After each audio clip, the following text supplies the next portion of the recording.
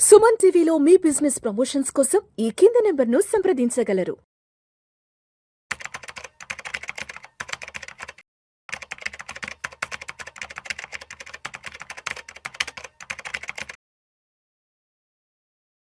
ప్రేక్షకులకి మీ రామచంద్రమూర్తి నమస్కారాలు. ఇవాళ ఈ వీడియోలో మనం ప్రధాని మోడీ గారు హైదరాబాద్లో చేసిన వ్యాఖ్యలు దేశం మొత్తం ఒక కలకలం సృష్టిస్తున్నాయి. అలాగే బంగారం కొనద్దు, బంగారాన్ని ఒక వన్ ఇయర్ పాటు కొనటమో తగ్గించుకోండి, ఎందుకంటే దేశం క్లిష్ట పరిస్థితుల్లో ఉంది, ప్రతి ఒక్కళ్ళు కూడా బాధ్యతగా ఉండాల్సిన టైం వచ్చింది అని చెప్పిన వెంటనే తర్వాత 2 రోజులకి ఇవాళ మే 13వ తారీఖు కల్లా గోల్డ్ మీద కస్టమ్స్ సుంకం డ్యూటీ పెంచారు 15%. ఒక్కసారిగా గోల్డ్ 10,000 రూపాయలు పెరిగింది. సో ఇలాంటి పరిస్థితి అసలు మనం ఎక్స్పెక్ట్ చేయలేదు. అంటే మనం క్రూడ్ ఆయిల్ పెరుగుతుంది, రేట్లు పెంచుతారు అని అనుకున్న మనం యూటర్న్ తీసుకొని గోల్డ్ మీద మెయిన్ టార్గెట్ చేశారు. ఎందుకంటే క్రూడ్ పెంచితే మొత్తం వ్యవస్థ అంతా అస్తవ్యస్తం అయిపోతుంది అనేది అందరికీ తెలిసిందే. ఇప్పుడు దాని బదులు గోల్డ్ని మనం తగ్గించుకోవడం ద్వారా కొంత బెనిఫిట్ అవుతారు, ఇండియా అవ్వచ్చు అనేది తీసుకొచ్చారు. ఈ ఒక్క ప్రకటనకే ఈయన జ్యువెలరీ షాపుల నుంచి కానీ ఆ మార్కెట్ కానీ ఒక్కసారిగా కుప్పకూలిపోయింది. దేశీ స్టాక్ మార్కెట్లో జ్యువెలరీ కంపెనీలు అన్నీ కూడా దాదాపు 5 to 6% పడ్డాయి, డౌన్ అయినాయి. ఇప్పుడు పుట్టినరోజు నుంచి పెళ్లి రోజు వరకు గోల్డ్ లేనిదే ఏ శుభ కార్యక్రమం లేదు. అలాంటిది ఇప్పుడు ఆ సెంటిమెంట్ మీదే ప్రధాని ప్రకటన చేసినప్పుడు స్టాక్ మార్కెట్ అంతా కూడా ఒక భారీ సునామీ అయితే సృష్టించింది. సో కనీసం ఏడాది పాటు బంగారం కొనుగోళ్ళకి దూరంగా ఉండాలని పిలుపు ఇవ్వడం జ్యువెలరీ రంగానికి ఒకసారిగా షాక్ అయింది.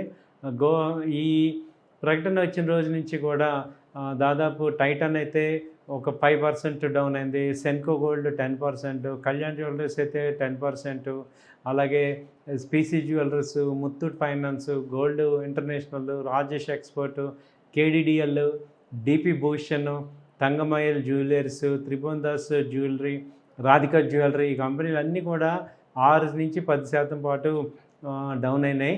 అసలు కారణం ఏంటి అని చూసుకుంటే ఈ గల్ఫ్ ప్రాంతంలో నెలకొన్న యుద్ధ మేఘాలు, ఇంధన కొరత, దీనివల్ల వాణిజ్య లోటు బాగా పెరిగిపోతుంది. ఇప్పుడు మన దగ్గర ఉన్న ఫారెక్స్ నిల్వలు 8 నెలల నుంచి 9 నెలల వరకే వచ్చే అవకాశాలు ఉన్నాయి. క్రూడ్ ఆయిల్ తర్వాత భారత్ ఏంటంటే అత్యధికంగా ఖర్చు చేసేది బంగారం దిగుమతులే. ఈ వ్యయాన్ని తగ్గించి రూపాయి విలువని నిలబెట్టాలనేది ప్రభుత్వం యొక్క వ్యూహం.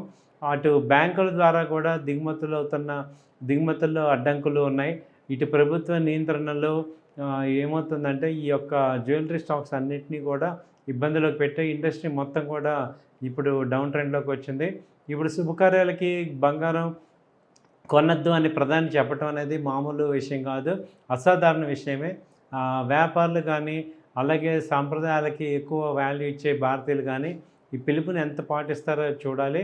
అయితే దళాల్ స్ట్రీట్ మాత్రం దీనికి బాగా డౌన్ అయింది, ఈ రంగంలో ప్రభావం బాగా పడింది. సో లాంగ్ టర్మ్లో ఏ రకంగా అవుతుంది ఏంటనేది వేచి చూడాలి.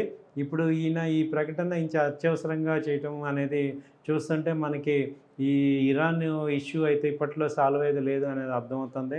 అలాగే అమెరికా, ఇరాన్ రెండు కూడా అలాగే పంతం మీద ఉన్నాయి, వాళ్ళ డిమాండ్స్ అనేవి అలాగే ఉన్నాయి. కాబట్టి అవి ఏవి కూడా ఒక కొలిక్కొచ్చే అవకాశాలు కనపట్లేదు.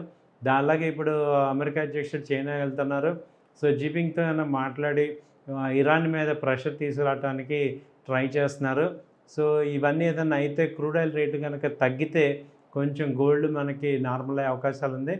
ఏదైనా కానీ క్రూడ్ ఆయిల్ ఇవాళ $80 రావటం అనేది చాలా ఎక్కువ అవుతుంది. ఇప్పుడు $104 నుంచి అది ఇంకా తగ్గటం అనేది మనం చాలా తక్కువ జరుగుతుంది. సో ఏదైనా తగ్గినా కూడా మళ్ళీ ఎమ్మటే పెరుగుతుంది. సో ఈ రేట్లు ఇప్పట్లో తగ్గేవి లేదు అనేది అర్థమైంది. కాబట్టి ఇప్పుడు ఈ మార్కెట్స్ అన్నీ కూడా డౌన్ అవుతున్నాయి అనేది అర్థమవుతుంది.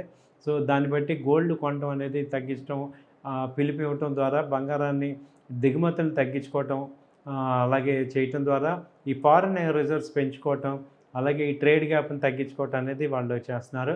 సో దీన్ని బట్టి ఎలా రెస్పాండ్ అవుతారు ప్రజలు ఈ బంగారం అనే దాని మీద అనేది రాబోయే రోజుల్లో చూడాలి.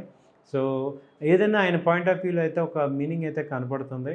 ఎందుకంటే క్రూడ్ ఆయిల్ పెంచకుండా గోల్డ్ కొంచెం తగ్గించుకుండా ఉండటం వల్ల మనందరం కూడా చాలా పెద్ద విపత్తుని తప్పించుకోవడానికి అవకాశం ఉంది. సో అలా చేయటం వల్ల కొంత తగ్గించినా కూడా బాగానే మిగులుతుంది అనేది అనిపిస్తుంది. థ్యాంక్ యూ అండి. నమస్తే.